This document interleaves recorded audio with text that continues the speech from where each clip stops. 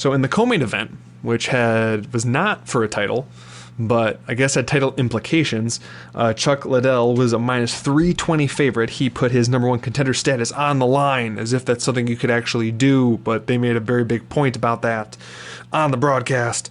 He defeated Renato Sobral, who was +250, with a TKO, starting with a head kick, borderline a knee, but a head kick with follow-up ground and pound.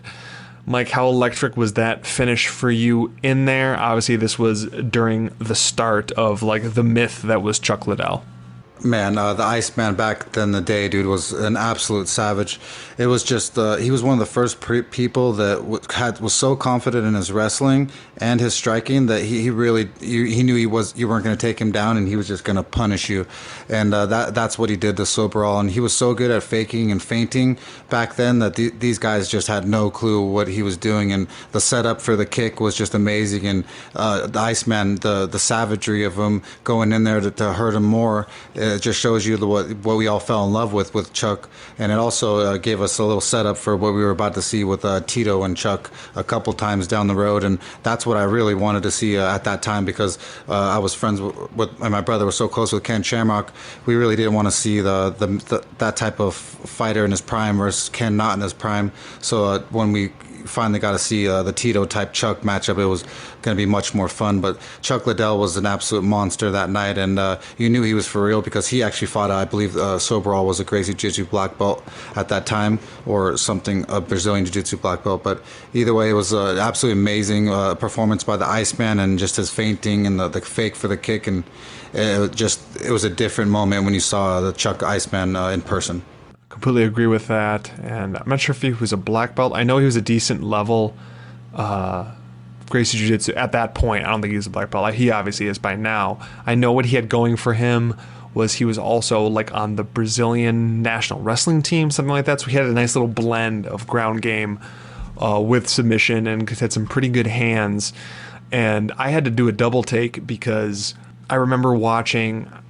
It wasn't quite prime time yet. It was before they had UFC prime time, but it was something similar to that. I'm trying to remember. I think it was UFC All Access. They were interviewing him, and it was a kind of a day in the life while he was prepping to fight Chuck Liddell. And I'm like, is that the same one? It doesn't look the same. Even like going back and watching this, it doesn't look the same. But it was for the second time they were going to fight, where they filmed him for that. So I don't know if they had him pegged as he might win that second time around, or putting a little bit of extra money into him, or what. Because I remember watching that and like being super intrigued by him, and like getting excited about the fight, not realizing at the time, because this was before I was watching live fights, that they had fought before. And honestly, the fight ended very similarly. Chuck actually finished him faster in that fight. The finish was beautiful. If you want to go back to it, he really had Sobral focus completely on his hands and left him wide open for the kick. Like he wasn't even looking, and he tried to throw a kick of his own and was just worried about those follow-up punches, and just drew him right in, and it landed. It was beautiful, and it was all what we wanted from Chuck Liddell, who went on the mic afterwards, that he doesn't care if it's Ken Shamrock, he doesn't care if it's Tito Ortiz who wins and he gets the title. It's like whoever it is, he's fighting next and he's knocking him out. Hate to break it to everyone, but that is not what happened next. We'll get to repercussions, especially because since this is a past event, we can give you guys some more recent history of what happens right after this. But obviously Chuck Liddell would be a mainstay at 205 for the foreseeable future, let alone a little bit of leasing over to Pride at some point. If you like this clip, remember to like, subscribe, and comment. We want to hear from you. Let's roll.